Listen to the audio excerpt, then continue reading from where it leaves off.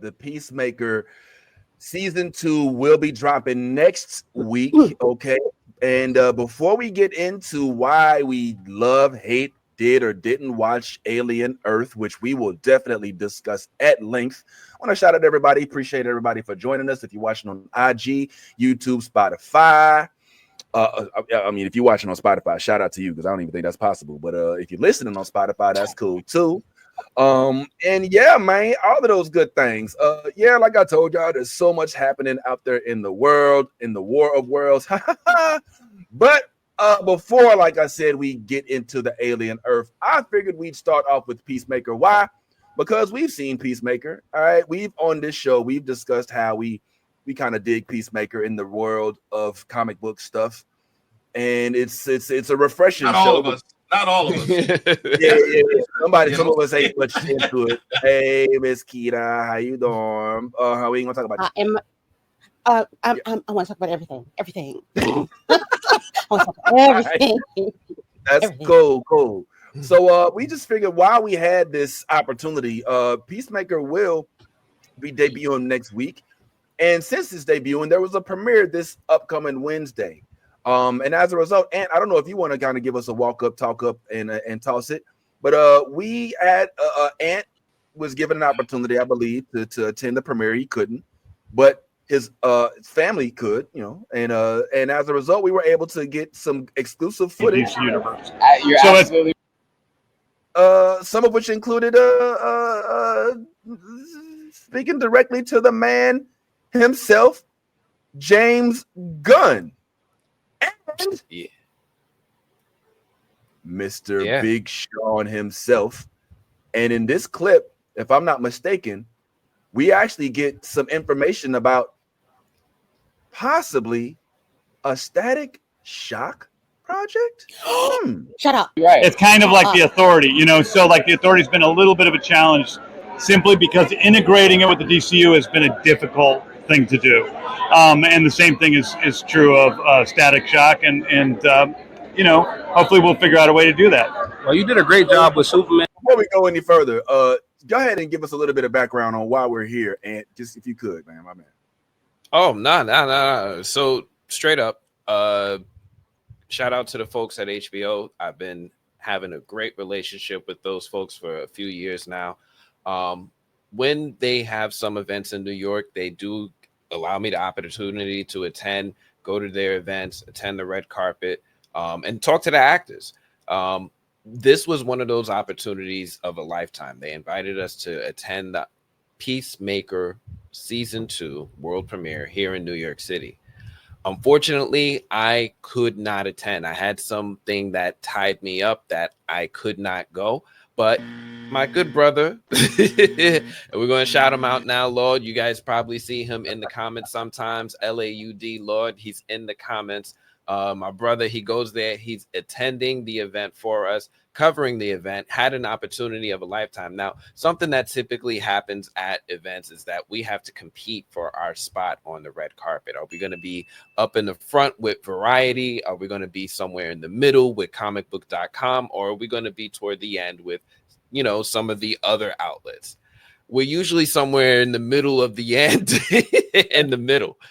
And that spot is really tough to get people to come and talk to you, because by the time that people get to you, they're either exhausted, they see that you are who you are, or they probably already have an arrangement with one of those other outlets at the end that they're going to skip over you for. He got everyone. This never happens. Everyone. He got an opportunity to speak with James Gunn. He got an opportunity to speak with Big Sean. And not only that, apparently, and this is something I've heard a lot from people who talk about interviewing John Cena. He is obscenely nice. He went from person to person. He spoke to every single person on the red carpet in costume. When my brother was told, you know, he got his chance to speak to me, like, hey, you get to ask one question. John Cena said, ask as many questions as you want. Don't worry about what they said. Go. Yeah, I'm glad you And he said can that. do that. He could pull rank. He did it though. He didn't have to do it, but he did it. Uh-oh, Kira, you have feelings? No, I didn't. No, I love. See, Hollywood doesn't have to be filled with assholes. It does not. It does not have to. It makes me happy. It brings me. I love the shift and this type of control that James is bringing to this media world in general. Like, it's okay to give too much to your audience, because that's the entire reason for the premiere. It's okay to take your time. Everybody that's going to be inside of that theater, they gonna wait. Wait. Y'all got time. Y'all, all you're gonna do is go home and try to chop up whatever feed you got, but be nice, man. It don't take much to be nice. Just be kind. It's one night out of a million. Just be kind. That's it. No, that's the motto. That's the motto. That should be on the shirt. Just be kind. Like, that should be like, literally, that's it. And so as we kind of go through some of these different interviews that you all are about to see, I want you to just kind of also take into consideration the way that the interviewers treat the interviewee, and loop that into your consideration as they are giving us some time. So let's just go ahead and start with the Static Shock speculation with James Gunn himself and his rap beef homie, Big Sean. Potential. Yes. You've mentioned there's challenges with the character. Could you share? It's all about integrating him with the DC universe, because he's not a character that's traditionally a part of the DC universe. You're absolutely right. It's kind of like the Authority, So like the Authority's been a little bit of a challenge, simply because integrating it with the DCU has been a difficult thing to do. And the same thing is true of Static Shock, and hopefully we'll figure out a way to do that. Well, you did a great job with Superman. Whoa. I got to pause this right here real quick, because it feels like this is pretty big. So it sounded like the question was, what's good with Static Shock? What's good with Milestone? Something of that sort. Look, cut off right before that. And what James Gunn said was, well, we got to make sure we can integrate it with everything else that's going on in the DCU, right? He didn't say, nah, we'll talk about it when it comes. Like, it sounds like it's already been given some consideration. And he mentioned the Authority. Mm-hmm. He mentioned the Authority. Like, they're already working the Authority into a theatrical sense. So they're weaving right now. They're weaving the world building. Lady, am I wrong? I could have sworn they said that they were going to try to do the Authority either as an animated, as a show in general, but either animated or live action. I feel like it's supposed to be animated. Huh? Let me see. I might be. I thought I heard him say something to that effect. I could be wrong, but I think that's kind of they figured it out. They cracked the code. Yeah, I'm not seeing an animated thing. If there's anybody that knows anything about it, no. Hey, listen, I take your word for it. I don't claim to know everything or not. But what are you seeing, Ant? You seen anything about the Authority out there? I don't see anything about the Authority, but about that comment, like, the thing that I took away from that was there's been a lot of speculation as to what is the big deal with Static Shock, what makes it complicated, and a lot of people have been speculating, hey, we think that it's because of the legal constraints with having access to the Milestone characters. Okay. But when he was asked point blank about it, like, hey, we heard you're having some challenges bringing Static Shock into the DCU, he said, I'm trying to figure out the right way to integrate the character. So he made it sound like it's a story thing instead of it being a legal rights thing. Okay. So okay. I'm curious if maybe, like, I hope that's exactly what he meant, but that's what I heard. You can let me know what you heard. You can even run it back. I heard the same thing. I heard the same thing, and even to piggyback off of that, you know how when someone has already made a decision, and then they just like, he was like, and hopefully, everything goes well. Like, it almost sounds like he's already made the decision to integrate Static. It's just, let's go ahead and dot our I's and cross our T's at this point. So Static's coming. He's coming. Can I I want to start some shit. I just want to start a little bit of shit. Oh, there you go. all right. Just teach. I love that he and Big Sean have such a great relationship. Is it just me, or does Big Sean look like he would fit in that Static Shock costume real well? Big Sean? Big Sean. No! Boy. I feel like he could. No. I feel like no. Nah, with the mask over the eyes, he already got the. Oh, come on, son. Kara, can I ask you a question? Kara, can I ask you a question? No. Let me ask you a question, Kara. Kara, on a scale of 1 to 10, what do we rate Big Sean? As far as now look. Now we know how you pick your actors. We know how you pick your actors, Kara. I asked again, on a scale of 1 to 10, where do we rate Big Sean? What? I don't know him. She don't even want to say. I don't know him. All right, look, let me bounce on that. I think that I'm picking up what you're putting down. Physically, does he fit the mold based on the way he looks? Perhaps. But I think Big Sean, my whole thing is these are young characters. And I think that they need to be portrayed by young actors. And Big Sean is working on his age. Look, me and Big Sean probably about the same age. All right, which means we should be retiring sometime soon. And I ain't gonna lie, I don't mind his image, but his age, I'm not hopeful for the sequel of Static Shock. Let me just say it like that. Now I gotta look at how old he is. Listen. He's most certainly in his mid to late 30s. But at this point, he's not. He still looks young. I'm not going. Look. The whole reason I'm saying no to Big Sean is because what has Big Sean acted in? It don't matter, bro. Did you not just see War of the Worlds? Did you not just see what happens when you put an actor, a rapper in the freaking in some sort of big ass production like this? Like, no. I see y'all giving Kid Cudi his chance. I see y'all giving him low end parts, but don't make him the main character. There's way too much shit is lying on Static for Big Sean, who's already established, to be given this role. I'm sorry. Maybe he could be his uncle. Maybe he could be in the movie, but he is not Static. I'm sorry. I will protest. First of all, I listen. I take offense to the idea that a rapper cannot be successful. LL Cool J, Ice-T. There are rappers who have been successful with their own roles. Will Smith. Thank you. All right, Will Smith. Yeah, don't do that. Don't do that. I'm just asking for, there's no reference point for Big Sean as far as apparently as far as acting. He's been in House Party, the movie. He was in a TV series called 20s, where he appeared for 7 episodes as a character named Tristan. He was in a TV series called Animal, where he did the voice of something.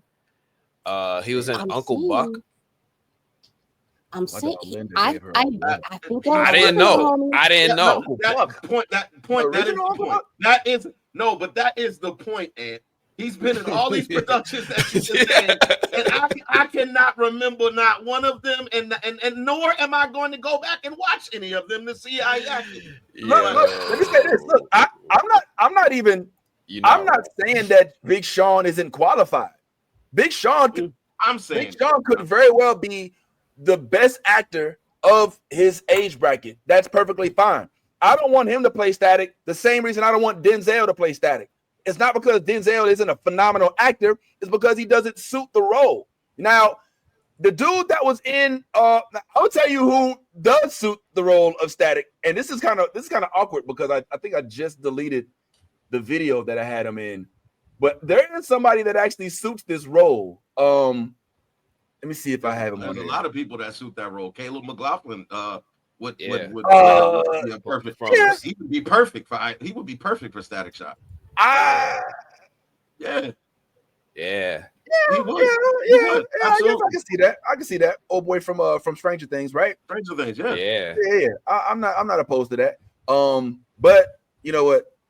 What do you, don't be looking? What do you look? Okay, Keita. Now, let's be real. Now that boy grew a whole ass beard in less than 36 seconds.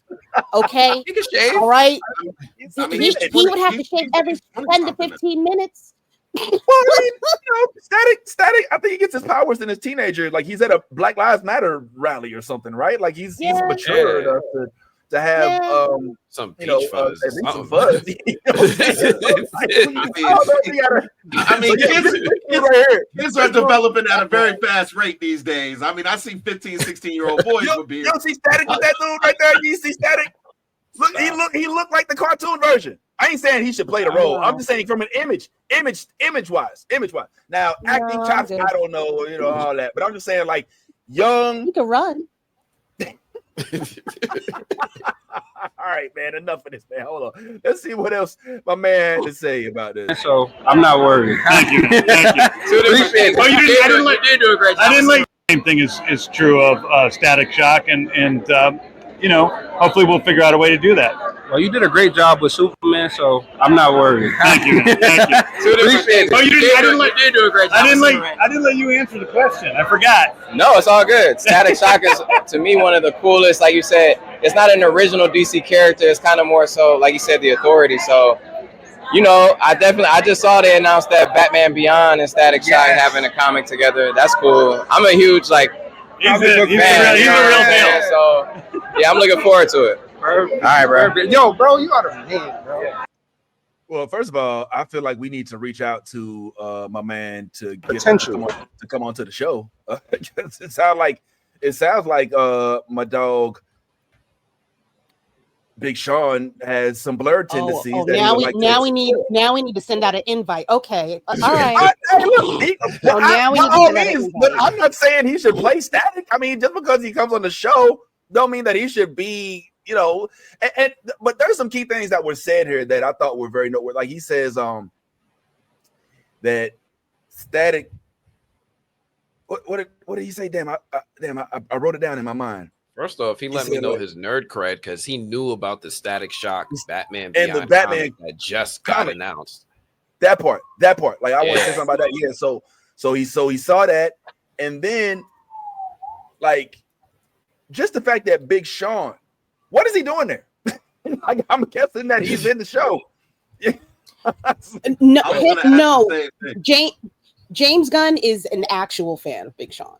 He is actually a fan of his work. Also, I'm gonna just put this up real quick. His best friend made this comic, Aaron Coney, who also is the owner of Hustle Matters Entertainment, talent management agency. And him and Sean are best friends. They know this. This is not a joke. Like, all credit to Sean and Aaron. By the way, go pick up this book. I'm gonna have him on the show in a couple of weeks. It's really awesome. It's graphic, as a novel, but also in bloody gore and some deep topics. It's a play on, not a play. It follows the blue Power Ranger from Power Ranger Turbo. Dustin, I think his name is. It's cool, but that's it. But no, Big Sean, no, he gets the cred. He's legit. He ain't on some bullshit, which is another reason why I'm saying. A little bit. Come on now, man. We don't give roles to fans, man. It's not how it works. Always, excuse me. Now, get me wrong. Ghostface did appear briefly in Iron Man 2, so it is possible for fans to get a role. But the main role, if we had picked Ghostface to play Iron Man, it would have been a problem. I would have probably protested against that too. Go ahead. Well, I'm with you on that. I'm with you on that too, Vince. But like, let's not act like rappers have not been like immersed in comic book lore from the very jump start, from the very start. If they have coexisted for a very, very long time, and more importantly, the inner city. The people from New Jersey, New York, all of the inner cities, even St. Louis, as small as it is, like the comic book community within these inner cities, we all have our stories as kids. how we collected, how we traded, how we, you know, I think for us, and specifically that generation, the trading cards was our social media of sports. Like we didn't have social media, so trading cards was how you found out who played for what team, what was your favorite players, their stats, everything like that. When it came to comic books, same thing.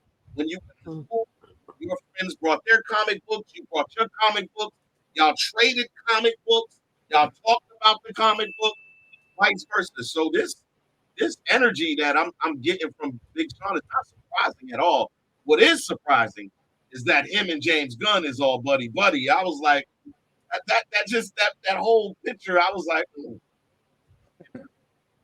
That's good though, right? That's cool. That's it's cool. great. It's great. It's I great. like the targeting. And yeah, just to try to jump into that point, the first nerds that I've been meaning to do like a video on this, but the first nerds that I believe I was introduced to in the rap game was Wu-Tang Clan. Like Wu-Tang were the biggest nerds, and people don't want to admit it, but they were. This dude says, "The slinging through your hood like your neighborhood Spider-Man." You know what I'm saying? So keep TikTok, keep ticking. This dude literally was like, "I'm the true fist of the North Star." All of the little things that Wu-Tang used to say in all their little raps. Iron Man was the name of Ghostface's first CD. It was Iron Man. The very first thing you'll hear if you pop in this CD is the Iron Man cartoon theme. And he always talk about Iron Man. You know what I'm saying? And so the notion that the rappers were not geeks themselves. Now, it just so happened that Wu-Tang were kung fu geeks. Like they were so into what was RZA was a kung fu geek. Dirty was too. He got them all into it, and they go into this in the documentary. But the oh my God, what was that group that they were with the six deadly Venoms. The Deadly Venoms. Like they were so into the Deadly Venoms and all of that good stuff. But anyway, there's more, guys, just in case you thought there wasn't. Guess what this guy had to say? It was just a shell of false provider. Oh yeah, by the way, also just check this out. Something that Anthony said. I just want you to keep this in mind. As we show some more of these interviews, pay close attention to the way that the folks interact with the interviewee. I think that's very important, and it'll either make you have more respect for them or lose it. I doubt you'll have anything negative to say, but here's another interview. Check it out. So we're here with the man of the hour, John Cena himself. First and foremost, you are a legend. Thank you for everything that you do. And this was... Yes, sure I can. Let's try to make these things look. So we're here with the man of the hour, John Cena himself. First and foremost, you are a legend. Thank you for everything that you do, and this was an amazing show. They told me I had time for one question. So, man, you got time. Don't worry about it. Okay, so Peacemaker, right? He hides a lot of pain behind bravado. Is there a personal experience that helps you tap into that vulnerability? Oh, yeah. I got the chronicle of my life. Got picked on and beat up as a kid, ended up getting big, used it to not get beat up, but then a lot of it was just a shell of false bravado, and I ain't about that life, man. So, hey, coming from where I come from, I get it. We have to carry a face, put it like that, unnecessarily. So, unnecessarily, I think, is an important word. I'm grateful that I've been on the rock long enough to understand that lesson, that I no longer need that false machismo. Oh, perfect. So, yo, I'd like to break that down real quick if it's cool with y'all. So, what I got from that was basically Peacemaker saying, or Peacemaker, well, John Cena's basically like, yo, I used to be not this big, and when I got picked on, and when I got this big, I stopped being picked on, and that journey is kind of helped me understand this character. Is that what y'all got from it? I just hard for me to picture a scrawny, skinny John Cena. I don't know if there's any. He's always kind of looked like powdered toast man to me. I don't think he was that way at 8. Did you get that reference, lady? Did you get it? Did anybody get the powdered toast man?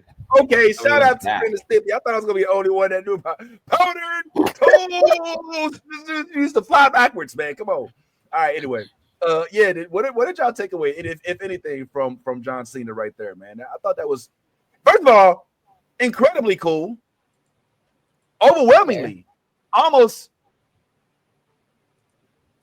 mysteriously cool. If he had to make up for something, like, you know what I'm saying? Like, Seriously, you being over? Are you being too nice? What you done did? What are we? No, what's no. I mean, this dude plays a character. No, I mean, the dude thought he was racist. He's like, shit. I'm. There's that part. Yeah. But not. Go ahead, here. Good point. Well, I just thought that was interesting. I evidently I'm the only one, so we'll just keep it going. If someone only knew you from your wrestling career, what would surprise them most about your creative process as an actor?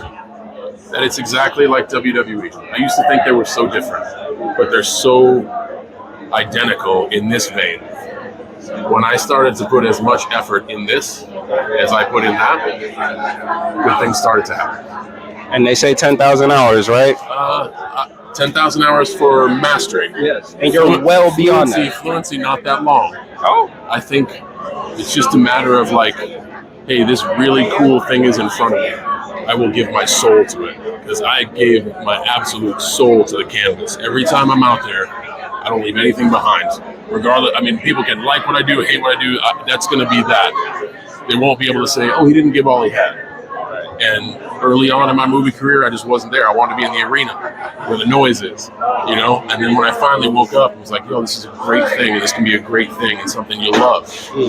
Put as much work into this as you put into that, and good things might happen. Gotcha. And I'll ask, is it just me, or does it feel like he is genuinely still in the moment? Like, he really, I mean, even though this dude's got money that he will never see because he's sitting on top of piles of it, but he feels like it's almost like he just made it. Like, it's like he just got called up from AAA. Like, he's, and the way he's treating your brother, can you just talk to us? Like, Ant, can you give us some background? Like, are these questions discussed well in advance by the committee? Does he make them up on his own? No.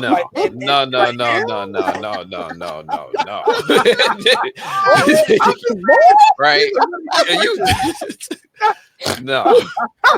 So I think one of these outlets, like Coming Soon or comicbook.com, one of them put up a good feature recently about what goes behind the scenes of putting together or preparing for one of these red carpet interviews. And when I read it, I was like, man, my process is identical. It's crazy that we think alike. So for anyone who's up and coming and needs to learn, check that article out. It's really cool. But to me, this whole interaction just was very, very different.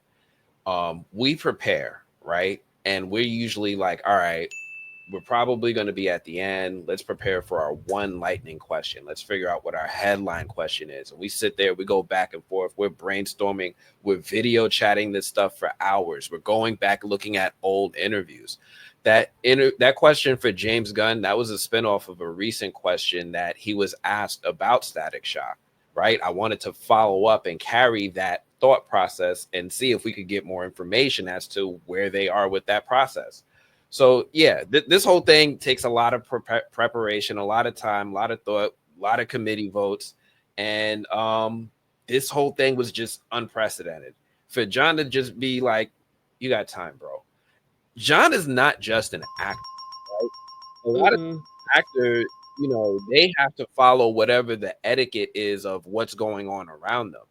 John is an executive producer for Peacemaker. He says, we got time. We got time. Right. Okay. Well, that's good to so know, that was man. really cool. So did you write those questions?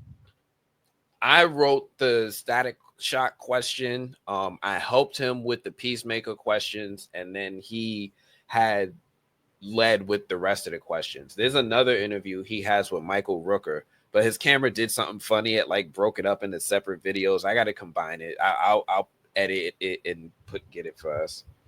But Michael Rooker was also incredibly nice to him. And he even said to me, he came back and he was like, yo, I think that was the nicest red carpet I've ever been to.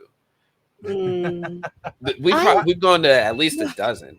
At least a dozen at this point. That was the nicest. Never seen people just stop and talk to me, give me as much time. Agents aren't rushing me. They're not snapping their fingers to hurry up. You know, Wow. like, so I was very, very happy to hear that. I'm very impressed with what I'm hearing about the DC premiere for Peacemaker. Shout out to James Gunn and company.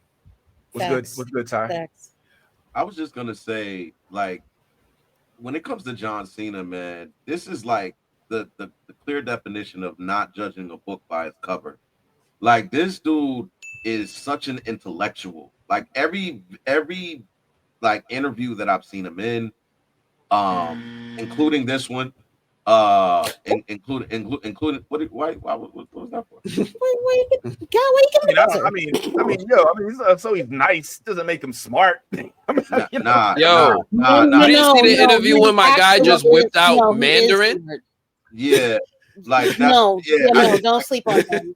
Yeah, like I was saying, Mandarin. All right, when they was doing a world tour. Go ahead. I'm sorry, Ty. Go ahead. No. Go ahead.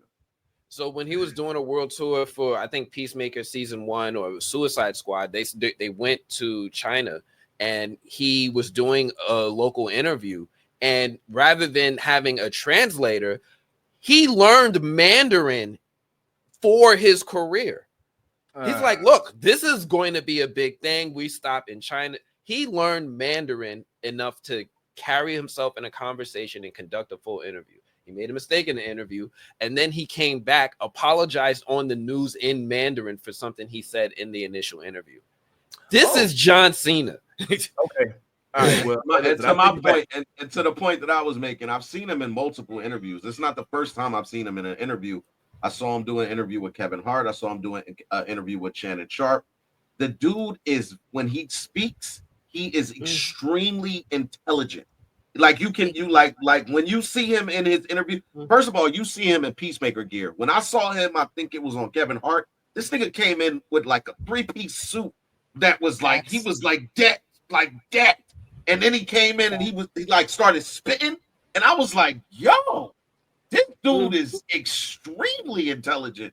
So like just from where we know John Cena to have originated with the wrestling thing, and you would think, you know, like most people would think wrestlers are big, bulky, you know what I'm saying? But this dude, the more and more I see him, the more and more I hear him, the more and more I can see that this dude thinks he even through this interview, he processed the question and then gave a really good answer to everything. Like, you know what I'm saying? Takes his time. He's not in a rush. Like, that is cerebral. And anytime I see people like that, like we had a person like that on the show. Shout out to Good Time. Man, what up, Tom? You know what I'm saying? Just extremely, like, just takes their time, thinks about the question, you know, gives it back to you in a way that you're just like, all right, well, yeah, thanks for that. You know what I'm saying? So shout out to John Cena, man. One more. Is it still F Aquaman? You gotta see. You gotta see. I don't want to spoil anything for you. I think there's a lot of F out there. For everybody. Perfect. Well, thank you again, man. I really appreciate it. Thanks for your patience, man. I appreciate it. Thank you. Yo, talk about He said, thanks for your patience. Thanks for your patience, bro. Like, you know what I'm saying? Like he was like John Cena was holding you up. Like, John Cena was like, yo, bro, I'm so sorry, bro, that you had to wait that 3.5 seconds. Like, he would be perfect at Chick-fil-A. Like, if this whole acting thing don't work out, I recommend that he goes down with the inarticulate chicken. I mean, cows over at Chick-fil-A and works it, because I mean, this dude is giving out Publix type of like customer service right now. Like, I'm loving it, bro. So yeah, shout out to you might have just earned a fan. I'm not a John Cena fan. I don't not like John Cena. I don't have anything against him. You know, you can be cool about somebody and not be a fan, right? You know what I'm saying? Like, I like Juan Soto, but I'm not a Mets fan. You know what I'm saying? Like, I like John Cena, but I'm not like a fan. You know, I love Peacemaker, but I'm not a fan. I'll tell you, I am a fan of. Yeah. It's Danielle Brooks, and she has something to say. Play for an hour and a half. I think we would be kicked off Broadway. You know what? I was gonna try to edit this part out because I thought that this was something. I was like, you know what, man? Everybody don't got to see all this, but I want y'all to see what it is that. What's your brother's name again, Ant? Lord, right. But I want y'all to see what Lord has to deal with when it comes to getting the interviews on the red carpet. It's not always just, hey, I want to talk to you. Okay, sure. This is what goes into getting interviews on the red carpet. One question. Has playing out of our ever made you reevaluate your own beliefs about You never heard some questions waiting for It don't need to be a music. It need to be a play with music. It can't be a music. Like a stereo. We cannot do it. We will definitely be watch the shade. So yeah, that's what I got to say about that. I think we should stick to TV where we can cut and go back, because for us to just do a play for an hour and a half, I think we would be kicked off Broadway. Good news. One. All right, so you see the guy in the background moving them. All right, moving on. All right. That's enough. All right, here's some dude. Some dude wants to say something real quick. You know what I'm saying? Blah, blah, blah. Go ahead, Ant. You was about to say something? No, you pointed that out because most people don't know or see behind the scenes of a red carpet how hectic it is. You look at him, he's like antsy, like it's like double dutch. Am I going to get in or am I going to get skipped over? And you see the dude right behind him who makes the decision on the fly as to whether or not they're going to be able to talk to you, right? Yeah. Danielle is not making the decision. It's the dude from the studio behind him or behind my brother or behind her. You see when the girl was having the interview, he tapped her on the shoulder like, you're done. Like it'd be just like that. It'd be just like that all the time. You're done. Yeah. So it's so dope how your brother weaves the questions in respectfully. And what John Cena did was so dope. And you'll see how dope it was when you watch the Danielle interview, because she's revealed, she does a thing. Question. Yeah, it was amazing to meet you, brother. Thank you so much. Thank you, brother. I appreciate you. From Orange is the New Black, I love you. Thank you. Yes, I can. Thank you. So, one question. First and foremost, Lamar with the movie blog. We're here with Danielle Brooks, the one and fucking only. So, has playing out of bio ever made you reevaluate your own beliefs about morality or trust? Oh. I love when I say "ooh," because I already think about morality and trust. I heard you say you're a very loyal person. Yeah, I do. I think the thing is, though, maybe the one thing I would say is trusting people that you normally wouldn't. You know what I mean? Because I'm coming into a world. Look, I'm gonna say it. I'm the only sister on the show, okay? And I think that's been the beauty of being on the show, is working with John Cena and all of the other, Freddie and Steve and Jen, is because she's coming into this world having to trust people that she doesn't know, and I'm doing the same thing. When I started this season 1, everybody knew each other pretty much, you know what I mean? They were tight. And so I was really the odd man out. But they embraced me, and I feel like they are my 11th Street Kids family now. So it's really cool. That's what's up. Can I have one more? Oh, can I have one more? We'll let y'all guess as to whether or not she'd let them get another one or not. But I think that this is one of those questions, and that had your brother not been there or somebody that looked like him, she couldn't answer this question honestly. She went further. She went into the melanin, and that's what I love about our existence as Blerds, huh? So one thing that is really important and something that he and I have been starting to make a constant intentional shift about is going for those questions, going for those really tough questions. Because before we used to be like, let's be nice. We don't want to ruffle feathers. We might not be. No, you might not ever get another chance. So ask now. Right. Thank you. Instead of asking, hey, an in-story question, like, we're going to wrap you with an in-story question that's related to something in your actual life right now. girl, you safe? You good? What's going on? Mhm. And I love that he Mhm. went there. He saw her. She even said it like, yo, I'm the only one black here. Right, Mhm. right. And she felt Out safe loud. enough to speak to him about that. Yo, Mm. yo, shout out to my brother Lamar Lord. I love him. I love that he's grown in this way. I love that he was aware enough to listen to the other interview and bring that into this interview. So I just want to just give a shout out to my brother because he's grown, right? He went from a cameraman to an on-air talent. So shout out to him for that. Come on, brother. Not brother love. Go ahead, black boy. Let's go ahead and do it, man. All right, come on. Hey, what's up? What else did Danielle have to say? Okay, so speaking of loyalty, Adebayo's loyalty is constantly tested in the show, right? So Look how uncomfortable old boy in the back. He like, oh, nigga, I told you one. Goddamn. Like, nigga, I told you one question. Oh, for real? That's what we doing? That's what we doing? We take a question? Okay, all right. We just gonna steal a question. She's like, fuck him. You see Yeah, that look man. on her face? She's like, fuck him. Yeah, she's ready. She into What it. you Let's gonna do? what's in that vein? What's the hardest decision you've had to make in your own career that may have tested your loyalty to others? My loyalty to others? Not trying to take a job from somebody else. Oh, okay. That's testing my loyalty because it's sparse out here. It's not that it's sparse. Yeah. Out here. It's not that many roles for us. You know what I mean? And just not being shady and being like, yo, I want that. You know, because at the end of the day, I do believe what is for you will never miss you. Absolutely. But I don't think that you should kind of undercut somebody to get what you want. Absolutely. I think that's ugly. So You never have to step on toes, I'm for sure. loyal. Yeah, My sisters out it's a here. beautiful thing to know. Well, it was nice meeting you, Danielle. Thank you so much. You see him creeping in the background. He was like, yeah, all right, you got that out of the way.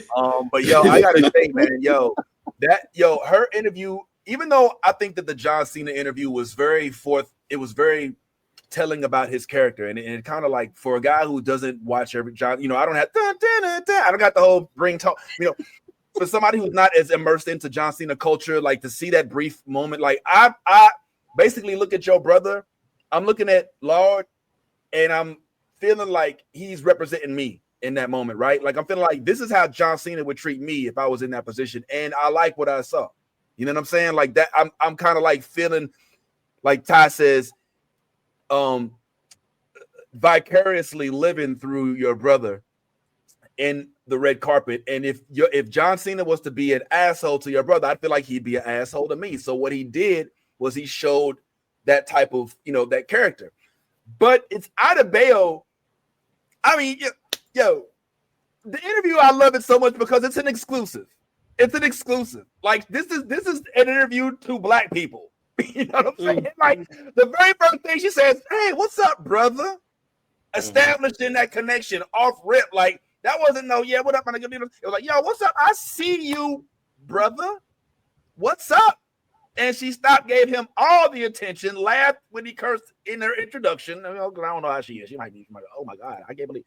And she stayed, even though I think she was supposed to get one question.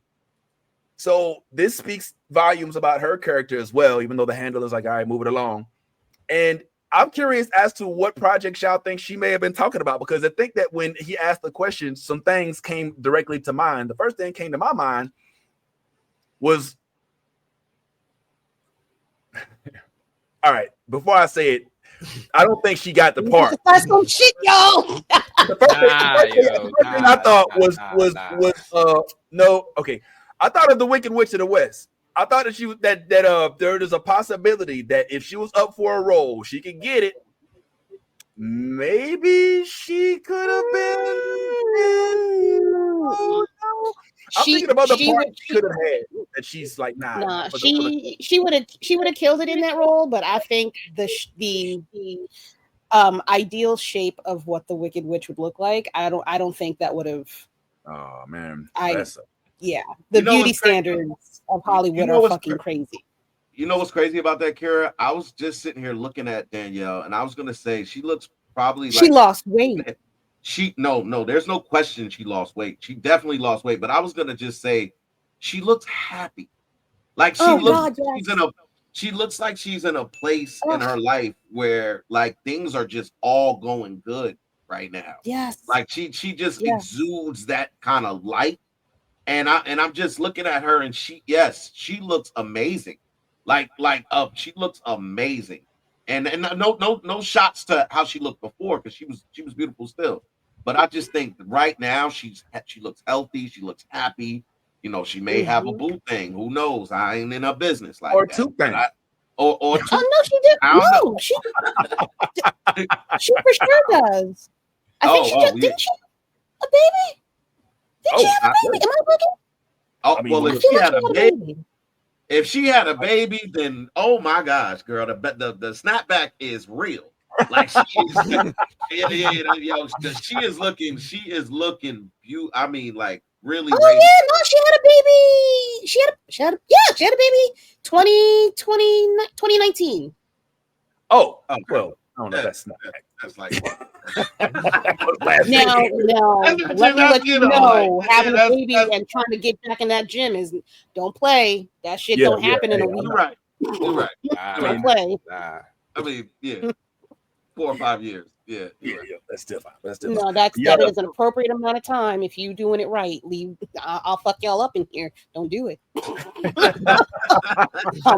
No, and you good. You good. And you good. It's not damn. It's like and it's the closest.